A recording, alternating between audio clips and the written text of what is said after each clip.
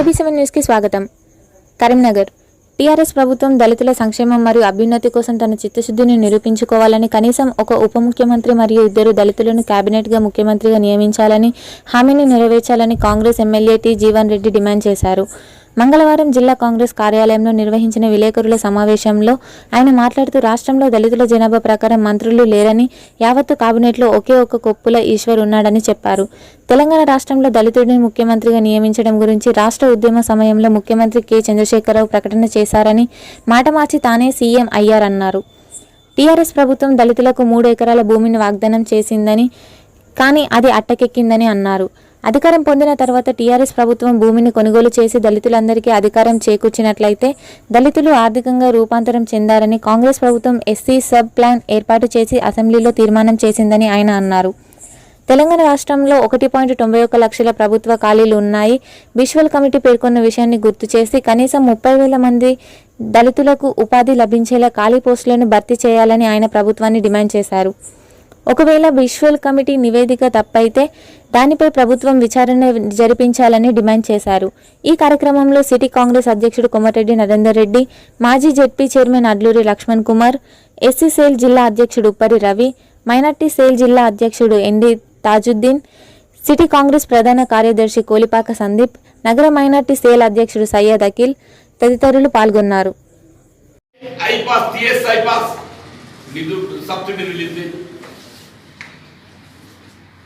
ఇదేనా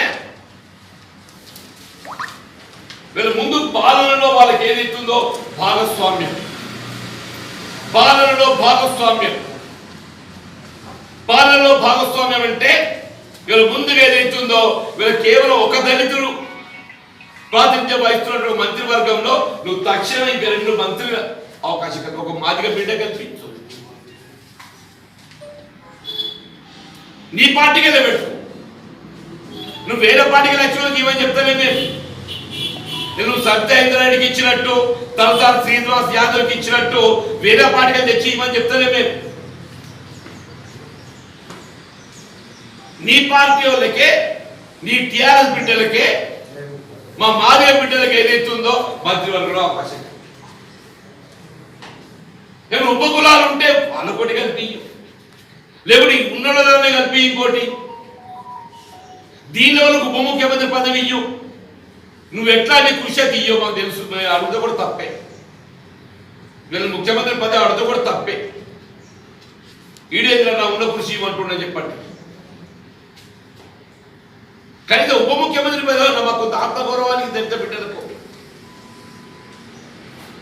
దయచేసి వీళ్ళ కేవలం వీళ్ళ ముఖ్యమంత్రి ప్రభుత్వ ఆలోచన ఏదైతుందో దళితుల మనోభావాలతో చెలగాటాలాడినట్టుంది తప్ప అంతకంటే ఏం లేదు అని చెప్పండి. ఇలా కాంగ్రెస్ పార్టీ ఏదైతుందో దళితుల ఆత్మ గౌరవం కొరకు, దళితుల ఆత్మాభిమానం నిలబెట్టడానికి అని చెప్పంటున్నా. ఇది కేవలం దళిత బిడ్డలే కాదు, తెలంగాణ సమాజం ఆత్మ గౌరవం, ఆత్మాభిమానం నిలబెట్టడానికి ఏ పోరాటమైనా చేయడానికి సిద్ధంగా ఉంటుందని చెప్పంటున్నా. ఏమంటే బంగారు తెలంగాణ ఆడ ఏమంటుండు, నేను బంగారు ఏదో చెప్తాను, బంగారు వాడక చెప్తాను కదా, దళిత వాడ కాదు బంగారు వాడ చెప్తా అంటున్నాడు. సామాజిక తెలంగాణ నిర్మాణం కావాలి, సామాజిక సమతుల్యం కావాలంటున్నా నేను. ఆ బంగారం నువ్వే పెట్టుకో, ఆ ఒడ్డాలను నువ్వే నీ బిడ్డకు పెట్టు. మాకేం పట్టదు బిడ్డ, మా దళిత బిడ్డ బంగారం ఏం పట్టదు. మాకు కావాల్సిన సామాజిక సమతుల్యం కావాలని చెప్పండి, పాలనలో భాగస్వామ్యం కావాలని చెప్పంటున్నాం. రాజ్యాంగబద్ధంగా ఏ బాబాసాహెబ్ బిఆర్ అంబేద్కర్ గారు కల్పించిన హక్కులు మాకు లభింపజేయండి చెప్పండి. అంత శివ ఏదైతుందో నీ దయా దాక్షిణ్యాలు నీ మెహర్బానీ కాదు అని చెప్పండి. ఉమ్మడి రాష్ట్రంలో రూపొందించిన ఎస్సీ సబ్ ప్లాన్ చట్టం కాబట్టి నేను ఎస్సీ సబ్ ప్లాన్ గొప్ప చట్టం పట్టుకొస్తా అని చెప్పని ఎస్సీ డెవలప్మెంట్ ఫండ్ పట్టుకొచ్చు అన్నాడు. The same SC subplan was renamed. The same SC subplan was renamed as SC Development Fund. ఇక నిజంగా ముఖ్యమంత్రి గారు తెలివి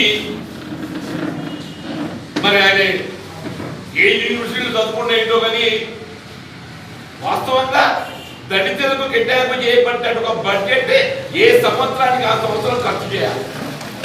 ఏ 15% నిధులైతే దళితుల సంక్షేమార్థం కేటాయింపు చేయడం జరుగుతుందో ఆ బడ్జెట్ ఏదైతుందో ఏ ఆర్థిక సంవత్సరానికి కేటాయింపు ఏ బడ్జెట్ ఆర్థిక సంవత్సరానికి ఖర్చు చేయాలి.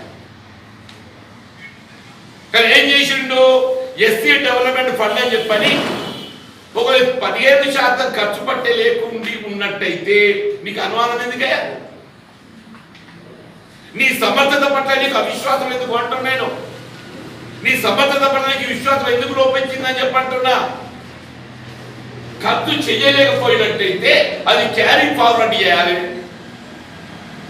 రాబోయే సంవత్సరానికి.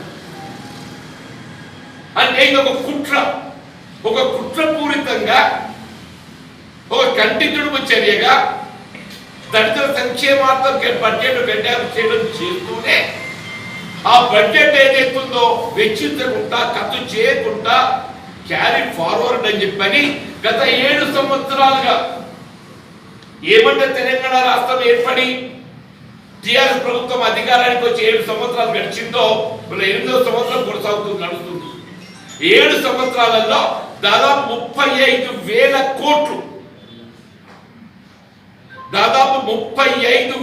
కోట్లు దళితుల సంక్షేమార్థం వెచ్చించవలసినటువంటి బడ్జెట్ లో కేటాయింపు చేయబడ్డ నిధులు వెచ్చించకుండా ఖర్చు చేయకుండా ఒక విధంగా దళితులకు వెన్నుపోటు పొడిచి ఆ 35,000 కోట్లు క్యారీ ఫార్వర్డ్ చేశారు. అంటే దయచేసి గమనించండి, ఇక్కడ తెలంగాణ రాష్ట్రం ఏర్పడ్డ 7 సంవత్సరాల కాలంలో దళితులకు వెచ్చించవలసిన 35,000 కోట్లు ఖర్చు చేయకుండా బడ్జెట్ దారి మళ్లించడం జరిగింది. ఆయనకి ఎక్కడైతే కమిషన్లు వస్తాయో ఆడికి దారి మళ్లించుకున్నాడే. 35,000 కోట్లు ఉన్నాయి కదా ఆయన. 3 ఎకరాల భూమి కొంటే ఆనాడు ఎకరం 10 లక్షలు దొరుకుతుండే. ఆనాడు ప్రతి సంవత్సరం కన్యకి ధర పెరుగుకుంటూ వస్తుంది. ఇనిషియల్ స్టేజ్ లో it was just 10 lakh per acre. అని 30 లక్షలకు ఏదైతుందో ఒక కుటుంబం స్థిరపడుతుండే. 30 లక్షలకు ఒక కుటుంబం స్థిరపడుతుండే. నువ్వు కేటాయింపు చేయలేదే.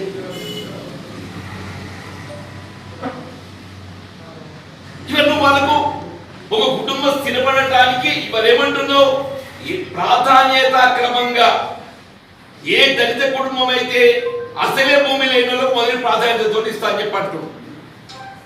అంటే వాస్తవంగా టిఆర్ఎస్ ఎన్నికల ప్రణాళికకు అనుగుణంగా అసలే భూమి లేని వాళ్ళకి ఏమి ఇయ్యాలి?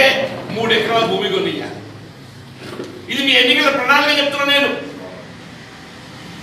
This not only our demand. మీ ఎన్నికల ప్రణాళికలో పేర్కొన్నది అసలే భూమి లేని నిరుపేద దళిత కుటుంబాలకు 3 ఎకరాల భూమి కల్పిస్తానమ్మా. ఇవాళ ఏమంటున్నావు నువ్వు? అసలే భూమి లేని నిరుపేద దళితులకు ఏదైతుందో నేను ప్రాధాన్యత క్రమంగా 10 లక్షలు ఇస్తా అంటున్నాయి. అంటే నువ్వు ఇవ్వవలసింది 30 లక్షలు. 10 లక్షలకు ఎకరమైనా ఇస్తున్నది ఎంత? 10 లక్షలు. ఇది వ్యవసాయంపై ఆధారపడ్డటువంటి ఒక దళిత కుటుంబాల గురించి చెప్తుంది. వ్యవసాయంపై ఆధారపడినటువంటి దళిత కుటుంబాలు వాళ్ళ సాగు యోగ్యమైన భూమి లేకపోవడంతో ఇవాళ వ్యవసాయ కూలీలుగా జీవనం కొనసాగిస్తున్నాయి. ఇవాళ మీరు దళిత కుటుంబాలు చూసుకుంటే నిజంగా బిడ్డలు నేను అభినందిస్తున్నాను చెప్పండి. ఇవాళ ఏ బాబాసాహెబ్ బిఆర్ అంబేద్కర్ గారు సమాజంలో వాళ్ళు ఏదైతుందో వీళ్ళు దళితులు, గిరిజనులు, బలహీన వర్గాలు ఏదైతుందో వివక్ష గురి కాకూడదు, మరి రాజ్యాంగ ఫలాలు అందాలని చెప్పని జనాభా ప్రాతిపదికన రిజర్వేషన్ సౌకర్యం కల్పించిన మహా గొప్ప నాయకుడు బాబాసాహెబ్ బిఆర్ అంబేద్కర్ గారు అని చెప్పారు.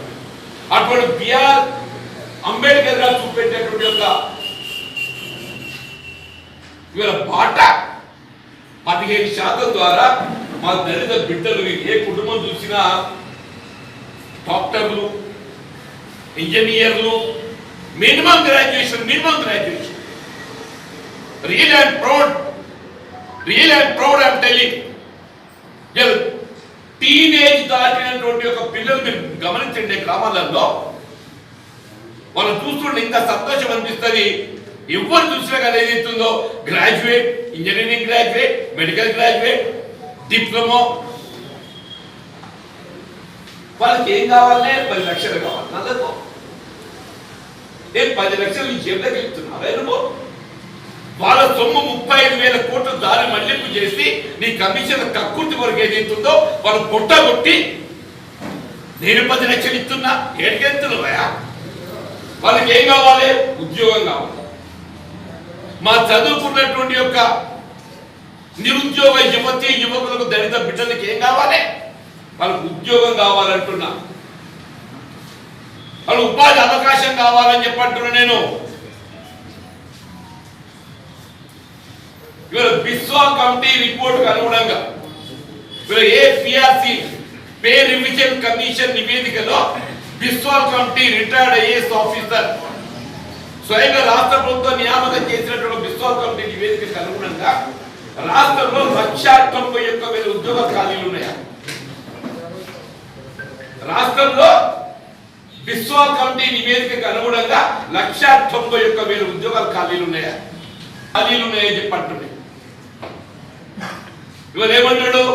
గన్నెక్కడి 50,000 ఉన్నాయి, 60,000 ఉన్నాయి. మరి ఏమేమి నా బిస్వాల్ ఎందుకు చెప్పిండు? ఎంక్వైరీ కమిషన్ నిజంగా బిస్వాల్ కమిటీ రిపోర్ట్ నివేదిక ఏదైతుందో తప్పుడు నివేదిక అయితే ఆ బిస్వాల్ కమిటీ ఎంక్వైరీ కమిషనే. నువ్వు నామినేట్ చేసినటువంటి ఒక కమిటీ 191,000 ఉద్యోగాలు ఖాళీలు చెప్పి నివేదికిస్తే దాన్ని ఏదైతుందో గన్ని ఎక్కడ ఉన్నాయి, 50,000 ఉన్నాయి. నేనేమంటున్నా వల్ల 191,000 అంటే 2 లక్షల ఉద్యోగాలు భర్తీ చేస్తే అంటే ఇవాళ ఖాళీలు ఉన్నాయి చెప్పంటు నేను. టు బి ఫిల్డ్ 2 లక్షల ఉద్యోగాలు భర్తీ చేస్తే దళితులకు ఎన్ని వస్తాయా? 30,000 ఉద్యోగాలు వస్తాయి. 2 లక్షల ఉద్యోగాలు భర్తీ చేస్తే మా దళిత బిడ్డలకు ఎన్ని వస్తాయి? 30,000 వస్తాయి.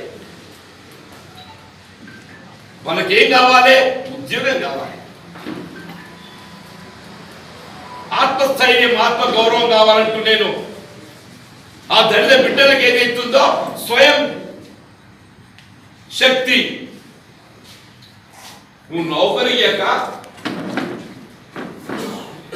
ఉద్యోగాలు భర్తీ చేయక, వాళ్ళ నిరుద్యోగులకు ఏదైతుందో ఇళ్ల మీద పడి ఉంటే నేను 10 లక్షలు ఇస్తా, నువ్వు ట్రాక్టర్ కొనుక్కో, క్యాబ్ కొనుక్కో, డ్రైవింగ్ చేసుకో, సిమెంట్ ఇటుకలు పెట్టుకో. ఏమయ్యా ఇదేనా అడుగుతున్నా నేను ఇప్పటికే డిమాండ్ చేస్తున్నా కాంగ్రెస్ పార్టీ పక్షాన్ని. 2 లక్షల ఉద్యోగాలు ఖాళీలు ఉన్నామని చెప్పండి బిస్వా కమిటీ నివేదిక ఉన్నదో 30,000 ఉద్యోగాలు నీ రాబోయే ఎన్నికలంటే 3 ఫైనాన్షియల్ ఇయర్స్ ఉన్నాయి. 21-22, 22-23, 23-24. ఈ 3 సంవత్సరాలలో సంవత్సరానికి 10,000 ఉద్యోగాలు దళితులకు అవకాశం కలిగింది. నువ్వు 2 లక్షల ఉద్యోగాలు భర్తీ చేస్తే మా దళిత బిడ్డలకు ప్రతి సంవత్సరం 10,000 మందికి ప్రభుత్వ ఉద్యోగం వస్తాయి చెప్పండి. ప్రభుత్వ ఉద్యోగం వస్తాయి. నీ దయా దాక్షిణ్యం కాదు, రాజ్యాంగం బాబాసాహెబ్ బిఆర్ అంబేద్కర్ గారు కల్పించిన హక్కు అని చెప్పంటున్నా. బాబాసాహెబ్ బిఆర్ అంబేద్కర్ గారు కల్పించిన హక్కు 10 సంవత్సరం 10,000 మంది నిరుద్యోగ దళిత బిడ్డలకు ఏదైతుందో ఉద్యోగాలు లభిస్తాయి. 30,000 3 సంవత్సరాలల్లా భర్తీ చేయలేనట్టుండే. ఏ నిరుపేద వర్గాల ఆత్మ గౌరవం డబుల్ బెడ్రూమ్ ఇల్లు అన్నాడు. నిరుపేద వర్గాల ఆత్మ గౌరవం డబుల్ బెడ్రూమ్. కాంగ్రెస్ వాళ్ళు ఏం చేసిండ్రు? నీ కళ్ళున్నాయి చూస్తానికి. నేను చెప్తున్నా, నేను టీఆర్ఎస్ వాళ్ళకు ఒక కరీంనగర్ జిల్లా యావత్ తెలంగాణ రాష్ట్రంలో మీరు ఏ గ్రామం ఆ గ్రామం పోదాం, let any village choose by you. Indiramma colony ఇల్లు ఎక్కడ ఉన్నట్టయితే నేను ప్రజా జీవితం నిలబెడుతా అని చెప్పండి. ఏ గ్రామంలో తీసుకోండి అని చెప్పంటున్నా. ఆ ఇందిరమ్మ తల్లి వీళ్ళు సచ్చి ఏ లోకాలంలో స్వర్గాలుగా చెప్పంటున్నాను. వీళ్ళ ఇల్లు లేని నిరుపేద వర్గాలు ఎవరైనా దళితులు ఏదైతుందో వాళ్ళకి అలా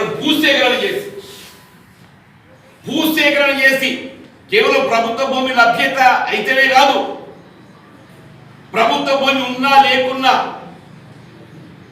ల్యాండ్ ఎక్విజిషన్ యాక్ట్ ఇన్వోక్ చేసి ల్యాండ్ ఎక్విజిషన్ యాక్ట్ ద్వారా భూసేకరణ చేసి ఇవాళ ప్రతి గ్రామం లోపల ఏదైతుందో ఇండ్ల నిర్మాణ కార్యక్రమాలు చేపట్టింది కాంగ్రెస్ పార్టీ. ఇందిరమ్మ తల్లి ఆలోచన చెప్పంటున్నారు. రండి పోదాం పాట, ఎక్కడెక్కడ చూద్దాం పాట చెప్పంటుంది.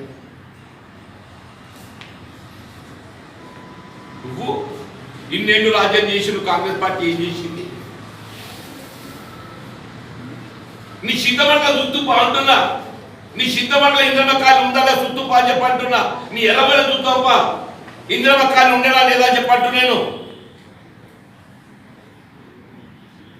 నువ్వు డబ్బులు పెట్టడం కథ చెప్పి నిరుపేద వర్గాల ఆత్మగౌరవం చెప్పని ఇలా దళిత బిడ్డలు 35,000 కోట్లు నీ దళిత మల్లింపు చేసినే నీ ఖజానాలో ఉండే జేబులు ఉన్నాయి. 35,000 కాదా, 30,000 5,000 తీసి 30,000 ఎన్ని ఇల్లు పెట్టచ్చన్నా? 5 లక్షలకు ఒక్క ఆయన లెక్క ప్రకారం. కోటికి ఎన్ని? కోటికి 20. కోటికి 20 అంటే 30,000 కోట్లు ఇంటూ 20 అంటే 6 లక్షల ఇండ్లు నిర్మాణం చేయడానికి కావాల్సినటువంటి నిధులు దళితులకు సంబంధించిన రాష్ట్ర ప్రభుత్వ ఖజానాలో ఉన్నాయి. నిజామాబాద్తో చెప్పండి ఎవరన్నా ఉంటే మీరు కూడా దాన్ని విశ్లేషణ చేయండి. నిజామాబాద్ వీళ్ళ జీవన్ మాట్లాడే కాంగ్రెస్ పార్టీ మాట్లాడేది ఇది ఎంతవరకు ఏదో వాస్తవం దయచేసి మీకు విశ్లేషణ చేయండి. ఏ మళ్లింపు చేయబడ్డటువంటి నిధులను మీరు గృహ నిర్మాణ కార్యక్రమాన్ని వెచ్చించినట్టయితే, డబుల్ బెడ్రూమ్ ఇళ్ల నిర్మాణాన్ని వెచ్చించినట్టయితే 5 లక్షలకు ఒక ఇల్లు చొప్పున ఏదైతున్నదో కోటికి 20 ఇండ్లు అయితే 30,000 ఇంటూ 20 6 లక్షల ఇండ్లు ఏదైతుందో వీళ్ళ తెలంగాణ రాష్ట్రంలో కేవలం దళితులకు ఇండ్లు కట్టాల్సి నిజామాబాద్ చెప్పట్టు కేసీఆర్. ఇది దళితులకు ఆత్మగౌరవం కాదా? నువ్వే అంటున్నావు కదా నేను ఇల్లు లేని ముందు 10 లక్షలు అని చెప్పని. అంటే అర్థం మీద ఇల్లు లేని ఉన్నారనే కదా. నేనేమంటున్నా రాష్ట్రంలో 6 లక్షలు అంటే నియోజకవర్గానికి ఎన్ని అయితే అన్నా 120 నియోజకవర్గాలు 120 ఇంటూ 5 6 అంటే ప్రతి నియోజకవర్గంలో 5,000 ఇండ్లు దళిత సామాజిక వర్గానికి ఏదైతుందో వాళ్ళ ఆత్మ గౌరవానికి ప్రతీకగా ఇళ్ల నిర్మాణం చేపట్టడానికి కావాల్సిన నిధులు వాళ్ళ సొమ్ము దళితుల సంక్షేమానికి కేటాయింపు చేయబడ్డ నిధులు దారి మళ్లింపు చేయబడి వీళ్ళు కేవలం కేసీఆర్ ఒక కుట్రతోని ఇవాళ పక్కదారి పట్టేస్తుంది. 7 ఏళ్ళలో ఎన్ని పెట్టమే దళితులకు? నువ్వు 7 ఏళ్ళలో ఏదైతుందో దళితుల ఆత్మగౌరవమైనటువంటి ఒక ఇంటి నిర్మాణం ఎన్ని చేపట్టావు నువ్వు? ఇవాళ మేము డిమాండ్ చేస్తున్నాం కాంగ్రెస్ పార్టీ రాబోయే 2.5 సంవత్సరాల లోపల చెప్పంటూ నేను దళితులకు కేటాయింపు చేయబడి దారి మళ్లింపు చేయబడ్డటువంటి 30,000 కోట్ల నిధులతోని 5 లక్షలకు ఒక ఇల్లు చొప్పున నియోజకవర్గానికి 5,000 ఇండ్లు ఏదైతుందో నిర్మాణం చేసిన తర్వాతనే దళితులను ఓట్లు అడిగేటువంటి నైతిక హక్కు నీకుంటది, లేకుండా వాళ్ళు ఓట్లు అడిగే నైతిక హక్కు నీకు లేదు అని చెప్పండి.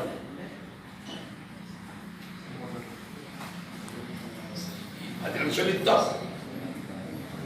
నేనేమంటున్నా మరి 2 ప్రైమ్ డిమాండ్స్. ఒకటి, గడిచిన 7 సంవత్సరాలలో మళ్లింపు చేయబడ్డటువంటి 30,000 కోట్లతోని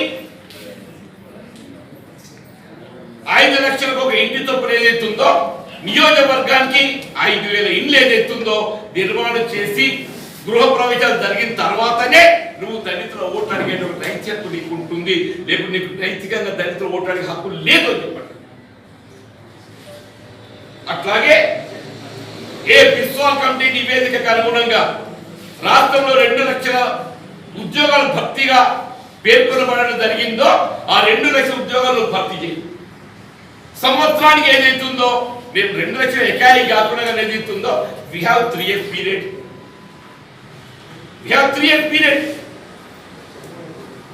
నువ్వు సంవత్సరానికి 60,000 70,000 నింపు, సంవత్సరానికి 60,000 70,000 నింపు. 3 ఏళ్ళ నేనేదో 2 లక్షలు నింపితే మా దళిత బిడ్డలకు 30,000 మందికి శాశ్వతంగా ప్రభుత్వ ఉద్యోగాలు వస్తాయా రావా? అది అది మన డిమాండ్ అని చెప్పండి. అప్పుడు మాత్రమే నువ్వు దళితుల ఓట్లు అడిగేటువంటి నైతికత నీకుంటుందని చెప్పండి. నేను నా ఆఫీసులో నేను ఒక దళితులు పెట్టుకుంటున్నా, రాహుల్ బొజ్జాలు, సంతోషం నాయన. 7 ఏళ్ళ కన్నా యాదకొచ్చిందయా, నీ ఆఫీసులో దళిత ఉద్యోగి లేడు, దళిత ఐఏఎస్ ఆఫీసర్ లేడు అని చెప్పని ఇవాళ యాదకొచ్చిన సంతోషం నాయన, నీకు పుణ్యం ఉంటుంది. అదే కాంగ్రెస్ పార్టీ వైఎస్ రాజశేఖర రెడ్డి గారు ముఖ్యమంత్రిగా బాధ్యతలు చేపట్టడంతోనే సీఎం క్యాబ్ లో ఏదైతుందో సుబ్రహ్మణ్యం అనేటువంటి ఒక దళిత ఐఏఎస్ అధికారి నియామకం చేసుకొని ప్రధానమైన రెవెన్యూ శాఖ అప్పగించింది సుబ్రహ్మణ్యం. పాపం రాజశేఖర రెడ్డి గారు ఎయిర్ క్రాష్ చనిపోతే ఆ సుబ్రహ్మణ్యం గారు కూడా చనిపోయాడు. రాజశేఖర రెడ్డి గారు ఏదైతుందో హెలికాప్టర్ క్రాష్ లో అప్పుడు చనిపోతే ఆయనతో కో ప్యాసింజర్ సుబ్రహ్మణ్యం ఆయన కూడా చనిపోతుంది. కాంగ్రెస్ చెప్పుకోదు చేస్తుంది, కాంగ్రెస్ చెప్పుకోదు చేస్తుంది అని చెప్పంటూ నేను ఇలా రాష్ట్రంలో ఉన్న ప్రభుత్వ భూమి ఏ భూస్వామ్య చట్టం ద్వారా భూ కమతం నిర్ణయించడం జరిగిందో వీళ్ళు సరెండర్ చేయబడ్డటువంటి భూములను కూడా పరిగణలో తీసుకుంటే ఒక తెలంగాణ రాష్ట్రంలో దాదాపు 3 లక్షల ఎకరాల పైన దళితులకు భూ పంపిణీ చేయడం జరిగింది.